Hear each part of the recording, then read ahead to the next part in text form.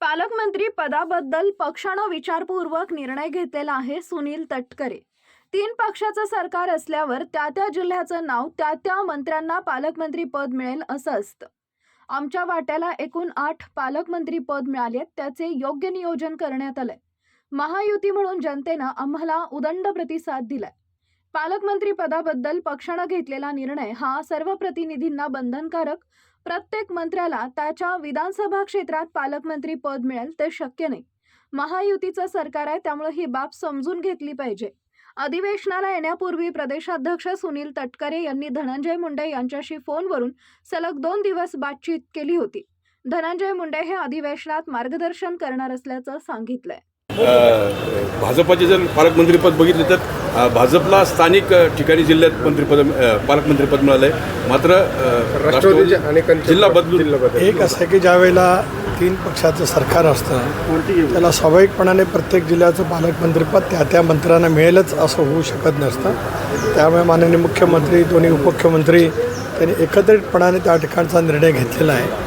शेवटी महायुती म्हणून आम्हाला जनतेने जो एक उदंड प्रतिसाद दिला, अभूतपूर्व यश आमच्या पदरामध्ये टाकलं आहे, ते नजरसमोर ठेवूनच महाराष्ट्राच्या हिताची जपणूक करण्याचं काम पुढच्या कालावधीमध्ये महायुतीच्या सरकारच्या माध्यमातून केलं जाईल. धनंजय मुंडेंना या यादीतून वगळलं गेलं. कुठेतरी बीडचं जे प्रकरण सध्या सुरू आहे त्याच्यामुळे पक्षाने वेट अँड वॉचची भूमिका घेतली नाही, अशातला काय भाग नाही. शेवटी आमच्या वाट्याला 8च पालकमंत्रीपद आलेली होती.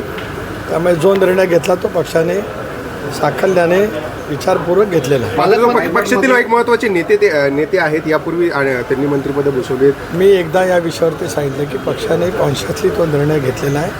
धनंजय मुंडे पक्षाचे नेते आहेत. निश्चितपणाने त्यांच्या संघटन कौशल्याचा उपयोग पक्ष नेहमी करत आला आणि उद्याच्या भविष्यामध्ये सुद्धा खरे. धनंजय मुंडे आले आहेत, आज अधिवेशनाला उपस्थित राहणार आहेत. हो, आलेत ना, येणार आहेत. मी कालच घोषित केलं होतं की धनंजय मुंडे रात्री येतील. काल त्यांना परळीमध्ये काम होतं, त्यांचं आणि माझं परवाही बोलणं झालं होतं, कालही झालं होतं. त्याप्रमाणे आलेत आणि आज त्यांचे मार्गदर्शन ते शिबिराला त्या ठिकाणी करतील. बीडच्या प्रकरणामुळे जे आहे ते महायुती आणि महाविकास आघाडीतील स्थानिक नेते आहेत त्यांची मागणी होती की धनंजय मुंडेंना पालकमंत्रीपद देऊ नये. त्याचा कुठेतरी परिणाम. मी प्रदेशाध्यक्ष म्हणून एकदा या विषयावरती बोललो. यापेक्षा मला अधिक या विषयावरती बोलायचं नाही. राज्यात देवेंद्रजींच्या, अजितदादांच्या, एकनाथरावांच्या नेतृत्वाखाली महाराष्ट्राला अधिक गतिमान करण्याच्या दृष्टिकोनातून आता आम्ही सर्वजण कामाला लागलेले आहोत. धन्यवाद.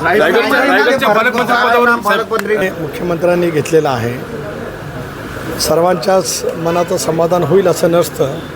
त्यामुळे जो निर्णय माननीय मुख्यमंत्री दोन्ही नेत्यांनी घेतलेला आहे त्याचा आदर सर्वांनी राखलाच पाहिजे. ओके.